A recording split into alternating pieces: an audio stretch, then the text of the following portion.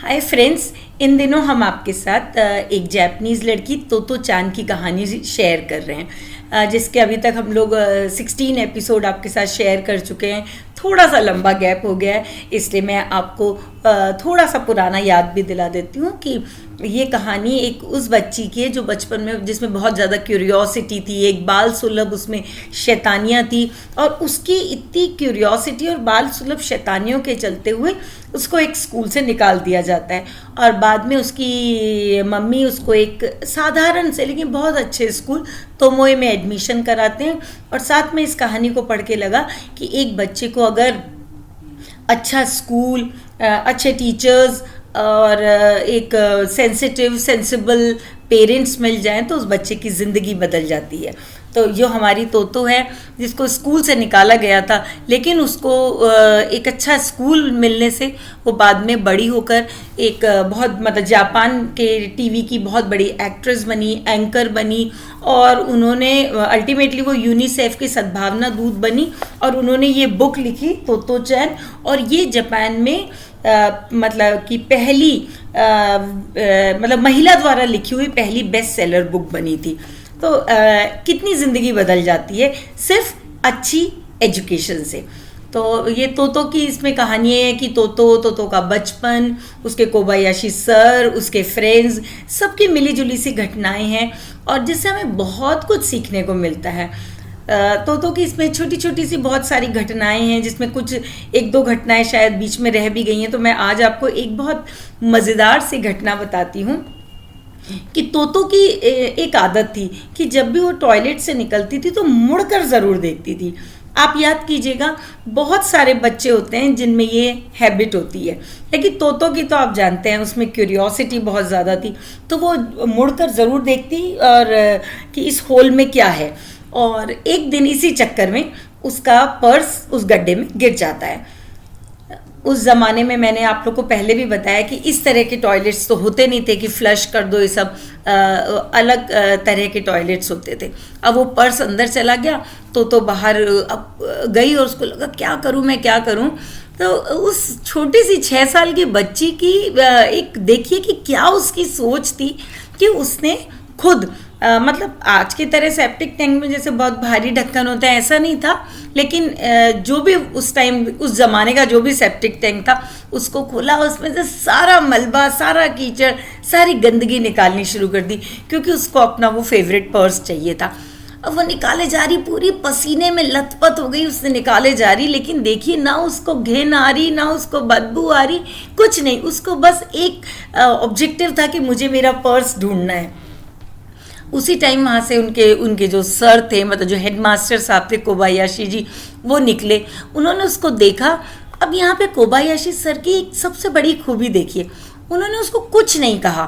अगर हम में से कोई बड़ा होता तो पक्का या तो उसको डांटते कि ये क्या कर रही हो, तो तुमको शर्म नहीं आती, इसमें कोई हाथ दिया जाता है क्या, और उठो यहाँ से, आज के बाद ऐसा नहीं करना। और ये भी नहीं करते, कोई थोड़े से ज़्यादा ही मतलब एम्पैथाइज करने वाले पेरेंट्स होते तो वो कहते चलो मैं तुम्हारी कुछ हेल्प कर देता हूँ। लेकिन कोबायाशी सर वहाँ से निकले और उन्होंने उसको देख के कहा कि तोतो जब तुम्हारा ये काम पूरा हो जाए, पहले तो उन्होंने पूछा क्या कर रही हो, तो उसने कहा कि हेडमास्टर साहब मेरा पर्स गिर गया है, वो ढूंढ रही हूँ। तो उन्होंने उसको देखा और कहा कि तोतो जब तुम्हारा ये काम पूरा हो जाए, पर्स मिल जाए, तो इस मलबे को वापस उस गड्ढे में डाल देना। अब ये बात तो बहुत छोटी सी है, लेकिन हम सबके समझने की है कि उन्होंने उसको डांटा नहीं, उसको फटकारा नहीं, ना उसको हेल्प ऑफर करी। हेल्प ऑफर नहीं करी तो उसको लगा कि यस मैं कुछ कर सकती हूँ, उसमें आया कि यस मैं इंडिपेंडेंटली कुछ कर सकती हूँ। दूसरा, अगर वो डांट देते तो जनरली हम बड़े लोग जो होते हैं वो बच्चों के सेल्फ रिस्पेक्ट को बहुत सीरियसली नहीं लेते, लेकिन मैंने हमेशा कहा है कि बच्चा एक फुल ह्यूमन बीइंग होता है, उसमें भी अपना सेल्फ रिस्पेक्ट होता है। तो उन्होंने उसको डांटा नहीं, उसकी सेल्फ रिस्पेक्ट पे चोट पहुंचाए बिना उसको समझाया और ये कहा कि जब तुम्हारा ये काम पूरा हो जाए तो इस मलबे को वापस डाल देना। इस चीज़ का ये असर आया कि एक तो तोतो को अपने पर विश्वास जगा, साथ में कोबायाशी सर के ऊपर विश्वास जागृत हुआ और उसके मन में सर के लिए बहुत ज़्यादा रिस्पेक्ट बढ़ गई, क्योंकि उसको लगा कि कोबायाशी सर मतलब हेडमास्टर साहब मुझे समझते हैं। और साथ ही जो एक चेंज आया कि उस दिन के बाद, क्योंकि सारी क्यूरियोसिटी शांत हो गई थी, उसे पता चल गया था कि अंदर क्या होता है, कैसा होता है, उसने कभी भी वापस टॉयलेट में पीछे मुड़कर नहीं देखा। ये उसकी आदत छूट गई थी। तो इस तरीके से छोटी छोटी बहुत सारी घटनाएं हैं जिनमें से मैं कुछ आपके साथ शेयर कर रही हूँ। और मेरा मानना है कि हम सब बड़ों को ये बुक मतलब तोतो चान ज़रूर पढ़नी चाहिए, क्योंकि इसमें बहुत सारे लेसन हैं हम बड़ों के लिए। खैर चलिए, आज के एपिसोड में जो मैं आपको एक बात बताने वाली हूँ वो है तोतो चान की ज़िंदगी का एक रहस्य। उन्होंने अपनी बुक में इस चीज़ का यही टाइटल दिया है, एक रहस्य, जो कि हर बच्चे के जीवन में होता है, लेकिन इन्होंने उसको ऑनेस्टी के साथ शेयर भी किया है। एक बार की बात है, सॉरी, आप लोग को याद होगा कि तोतो ट्रेन से स्कूल आती जाती थी। एक बार की बात है, वो ट्रेन में चढ़ी और घर जा रही थी।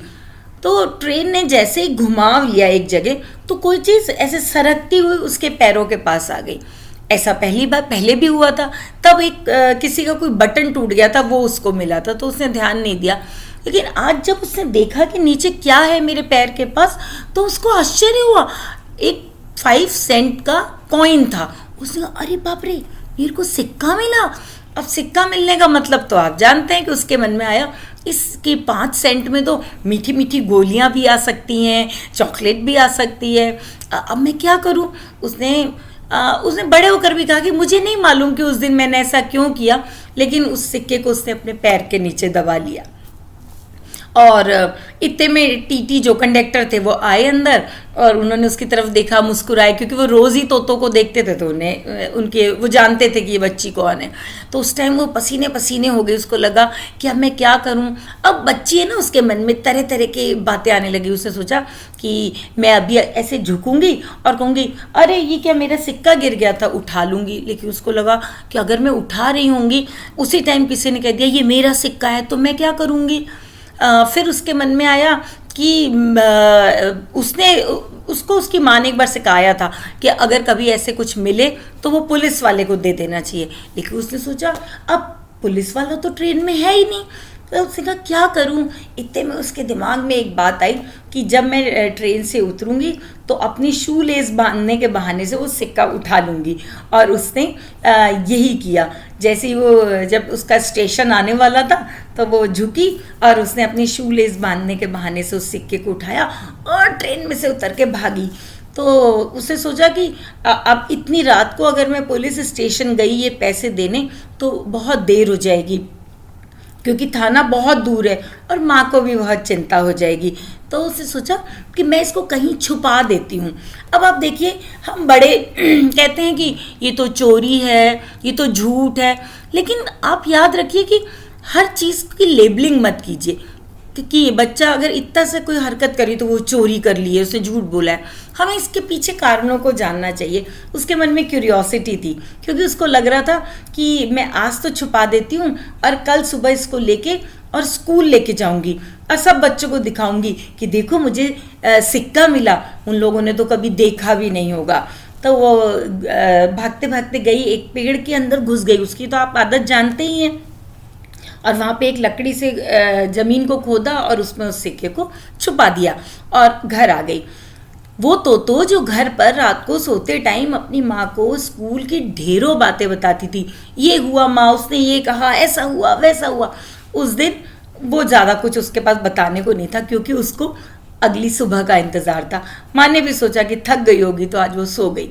वो सो गई और सुबह उठी और अपने वो जो उसका डॉग था रॉकी, उसको लेके भागती हुई गई और उसने उसको कहा, रॉकी तुमको पता है मुझे क्या मिला है? एक मुझे कॉइन मिला है, तुमने तो कभी देखा भी नहीं होगा, चलो मैं तुम्हें दिखाती हूँ। और वो जब दौड़ी दौड़ी उस पेड़ के पास गई, उसने उसको खोदा तो देखा वहाँ पे कॉइन नहीं था। उसने बहुत खोदा, बहुत ढूंढा आसपास, लेकिन वो कॉइन नहीं था। उसने सोचा हो सकता है कि चूहा ले गया हो सकता है कि भगवान ने वो सिक्का गायब कर लिया हो। तो चान ने बड़े होकर यही बताया कि मेरे मन में ये सवाल हमेशा रहा कि वो कॉइन कहाँ गया, और ये रहस्य हमेशा बना ही रहा। तो इस चीज़ से हमें सीखना चाहिए कि तोतो के मन में वो चोरी की भावना नहीं थी, उसको एक एक्साइटमेंट था कि उसको दिखाना था सबको। उसके लिए बहुत बड़ी घटना थी कि 5 सेंट का कॉइन मिला। तो ऐसे ही आप भी अपने बच्चों को हर बात पे जज मत करिए, हर बात पे उनको लेबल मत लगाइए कि तुम ऐसे हो तुम वैसे हो। बच्चों को उनकी फीलिंग्स को एक्सेप्ट कीजिए, तभी जाकर बच्चे बड़े होकर कुछ अलग बनते हैं। जब उनकी हर फीलिंग को एक हम कोई नाम दे देते हैं तो वो खुद कंफ्यूज हो जाते हैं। तो ये थी आज हमारे तोतो के जीवन का एक बहुत बड़ा रहस्य, जो कि उसको बड़े होने तक नहीं समझ में आया कि वो सिक्का कहाँ चला गया होगा। तो चलिए, आज का तो हमने एपिसोड यहीं पे हम आज के एपिसोड को यहीं ख़त्म करते हैं। और नेक्स्ट एपिसोड में मैं ऐसे सोच रही हूँ कि बहुत सारी छोटी छोटी घटनाएं हैं जो कि मैं आप लोग के साथ शेयर करूँगी, क्योंकि ये छोटी छोटी घटनाओं के बाद आपको पता चलेगा ये वो दौर था 1945 का, जब जापान पे जो हिरोशिमा और नागासाकी पे बॉम्ब ब्लास्ट हुआ था, अमेरिका ने बॉम्ब गिराया था। तो क्या हुआ था ये जानना भी तो हमारे लिए बहुत ज़रूरी है। तो नेक्स्ट एपिसोड में मैं और छोटी छोटी घटनाएं बताऊंगी। उसके बाद में हम बात करेंगे कि एक दिन तो मोय जल गया था। चलिए, तो हम आज की कहानी यहीं ख़त्म करते हैं। नेक्स्ट एपिसोड में जल्दी ही हम आपसे फिर से मिलेंगे। तब तक के लिए बाय बाय।